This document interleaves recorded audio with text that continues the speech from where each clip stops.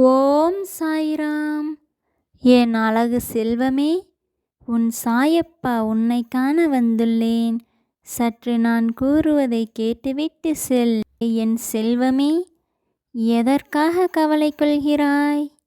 நீ இத்தனை நாட்கள் திடமாக இருந்ததால்தான் உனக்கான பரிசு உன்னை வந்து சேரப்போகிறது. நீ இவ்வளவு நாட்கள் காத்திருந்ததற்கான பலனை நீ விரைவில் அடையப் போகிறாய்.